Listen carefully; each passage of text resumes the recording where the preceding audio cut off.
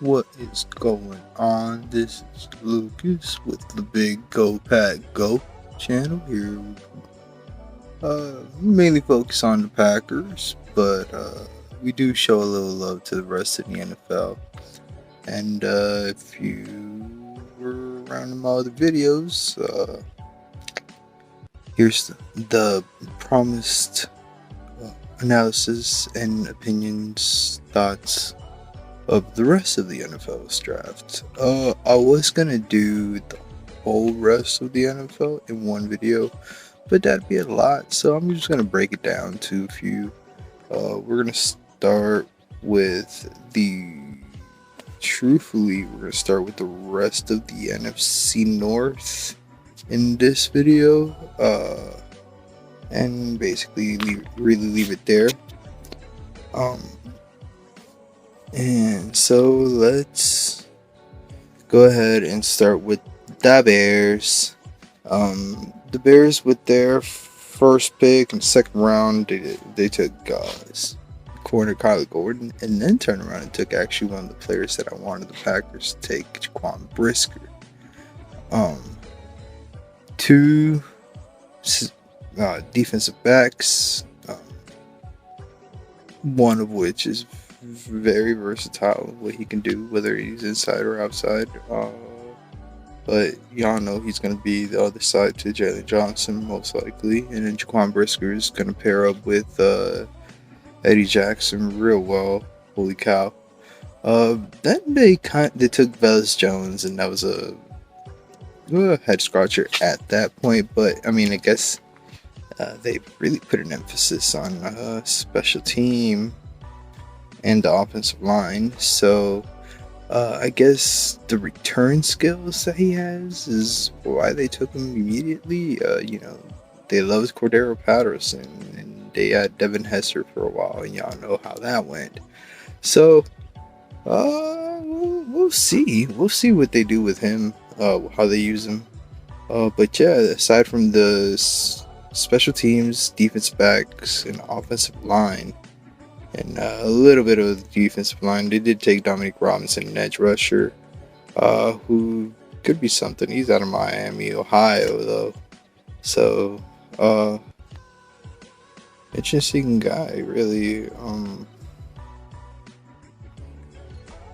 Basically, just he has high upside in pass rush, but he'll need to earn his rotational right now, especially with the Panthers, or not the Panthers,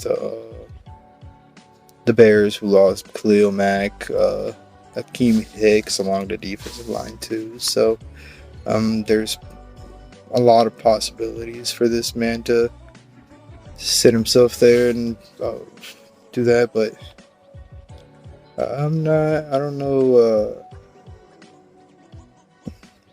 I mean, he's a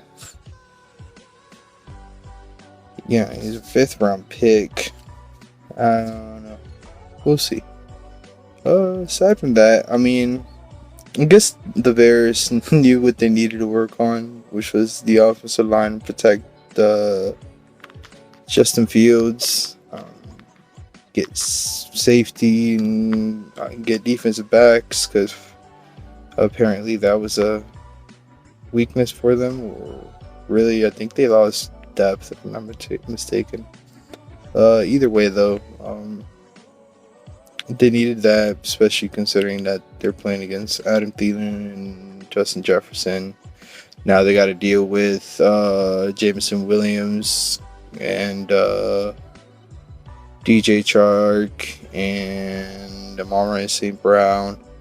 And plus, they're dealing with all the Packers rookies. So, understandable that they took defensive backs. You know, you got to cover these receivers. And these guys played their position pretty dang well. So, it'll be interesting to see how the Bears really do there. And if they really get any progression from anybody on this offensive line class they took. I mean,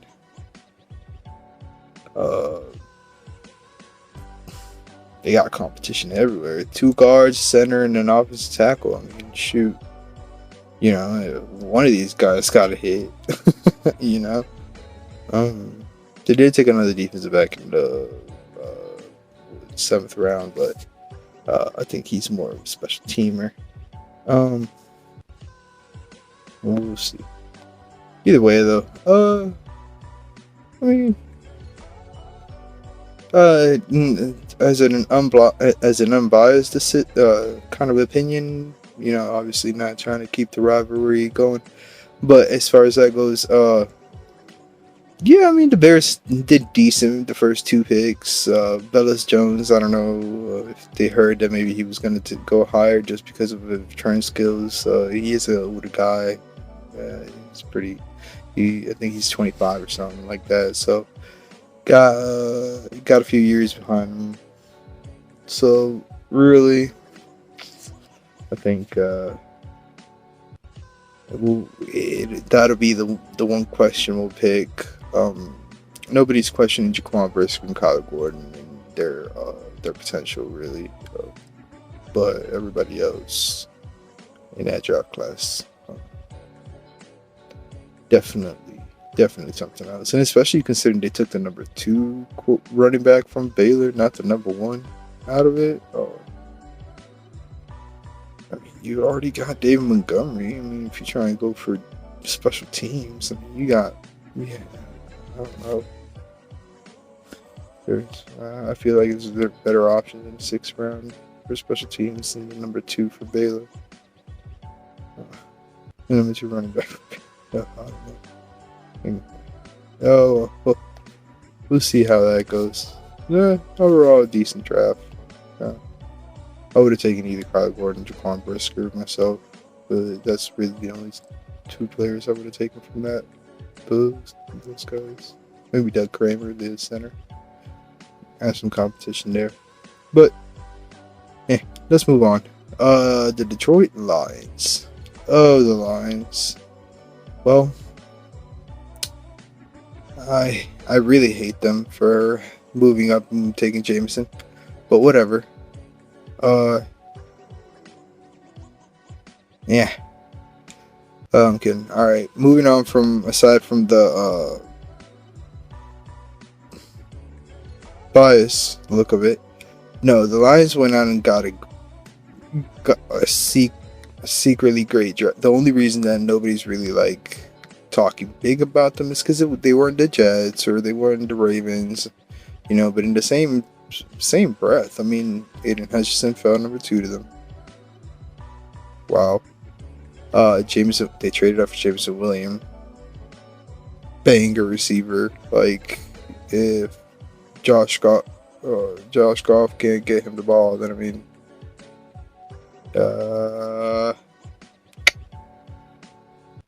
yeah, we have an issue. But we'll see how that goes. Then they took Josh Pascal. I mean, more defensive line help. Holy cow. Well, I think he's a stand-up rusher, really. I don't know.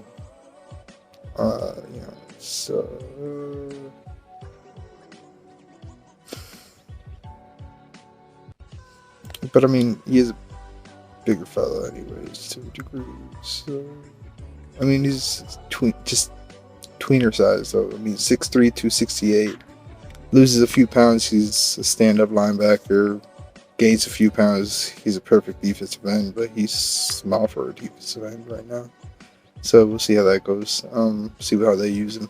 Barry Joseph, one season wonder, kinda not super fantastic, but dude played out when he played in his one starting season. So safety help, good for them. Tight end help and linebacker edge, more edge help, and a defensive project in the back at the end of the draft. But overall, these guys got folks that are pretty talented. Malcolm Rodriguez was a lot of people's kind of not sleeper linebacker, but he was an underrated linebacker just because he is a small dude. I mean, he's only 6'5", 11, 232. So middle linebacker that small.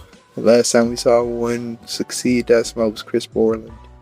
he lasted like all 3 seasons, 2 or 3 seasons. So, and James Mitchell, tight end out of Virginia Tech. I mean, more tight ends. I guess they're addicted to drafting tight ends. Just thankfully didn't draft in the first round this time. But whatever. Either way though, all these players, for the majority of it, maybe save for two, maybe that the cornerback they took and James Mitchell, but all these players have potential to be fantastic. That edge player James Houston they took from Jackson State, prime times team. Shoot, he could be a baller. He left Florida, so I think it was, if I'm not mistaken. So I mean, dude went from a very talented school to lower competition school, but it's because primetime was there, and he still got drafted somehow, and it's because dude's got potential. Like, he can do some things, but we'll see.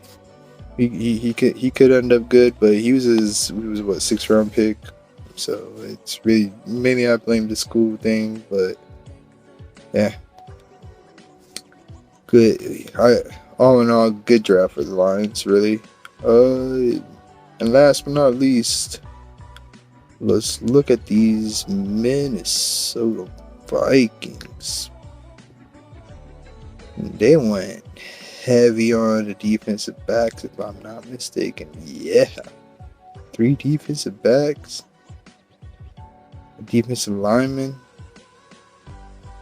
an offensive lineman. Holy cow. It's basically the front 7 and defensive back. There's a few position players here and there, like Ty Chandler from North Carolina. Everybody thought he was an underrated. Not everybody, but a lot of people think. What I say like that, like for a lot of people think that's something, then he'd be a popular player, but he wasn't that popular of a player. So there's a few people that thought that he was going to be actually a lot better than what the consensus thought. So either way, they got him here in the 5th round. Good backup, Dalvin Cook, really. They got the hometown player, Esezi Otomewo. I'm not making fun of his name. I just say it in Spanish, so it sounds a little better. Either way, yeah. Defensive line help. Like I said, offensive line help with Ed Ingram and safety. Defensive back in general, really, because Lewis Cine, Andrew Booth, and Caleb Evans. Sheesh. Guys took care of the perimeter and front 7. And a little bit on the line, offensive line.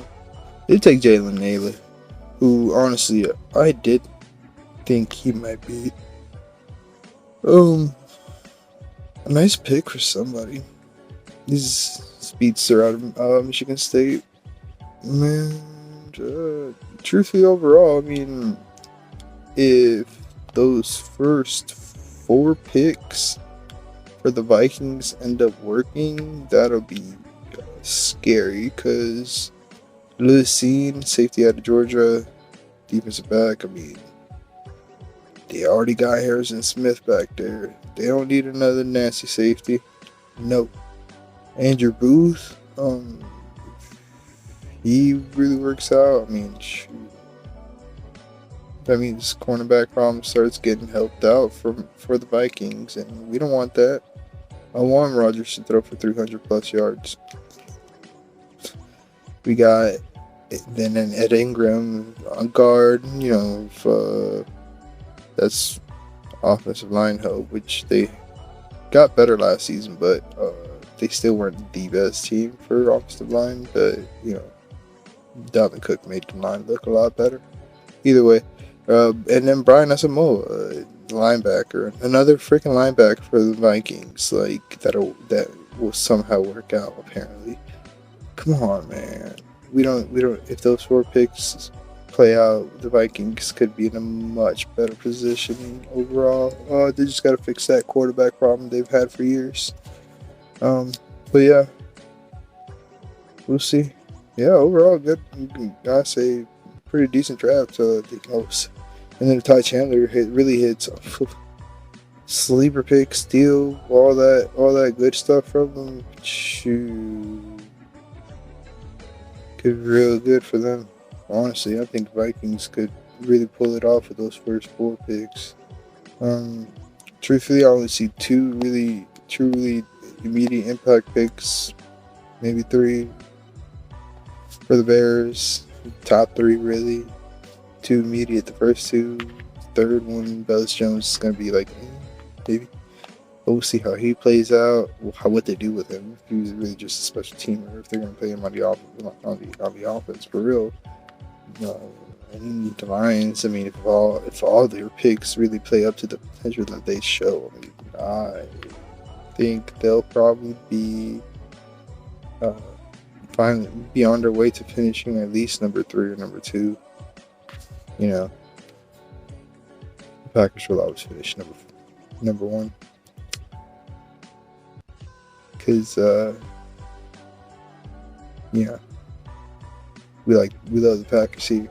But either way, yeah, that's basically as far as that goes. What I think leads as far as that goes. I say the Chicago Bears, as long as the first 2 draft picks that they made hit pretty well, they'll be happy.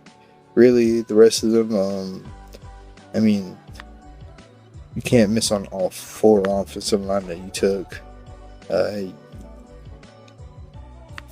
You know, you got a decent opportunity at a edge rusher here, and special teams help. So if your special teams is a flop, I promise y'all will probably get wrecked for this draft. But I think the Lions, like I said, if their picks come out to the potential they have, that'll be a nice improvement for them in every way. They'll still need some holes filled, but and then the Vikings, if they usually do draft well, just don't know how to put it together well. But if they can do all that, I mean, Vikings look like they could have a pretty decent one going, but it's always based on potential. We don't know how these players are going to play out. So that's basically why I'm not really giving grades. I'm just giving opinions and thoughts on the players that could really come out from this the class they have, and point them out, the ones that could like really be something that I think, and I've just seen the potential these guys can play with, and just read up on them. It's just, you know, yeah, that's basically the extent of what I'll do. I'll give grades maybe a couple years from now, a couple seasons from now, finally, as far as giving a grade goes. But that's basically it for the video. Comment below what you think of the rest of the entire NFC North draft. And if you really if y'all want to hear my Packers one, y'all can go watch the video alone. Or if you want to just listen to this one single line, I absolutely am excited for it. But stay tuned for the next one. I'll probably be doing the rest of the NFC throughout these coming days. But yep, appreciate y'all watching. If y'all like, subscribe, and like I said, comment below what you feel about the NFC North draft over the teams in specific, or your team as it is. Love to hear your thoughts. We'll see you in the next one, and as always, go Pack Go.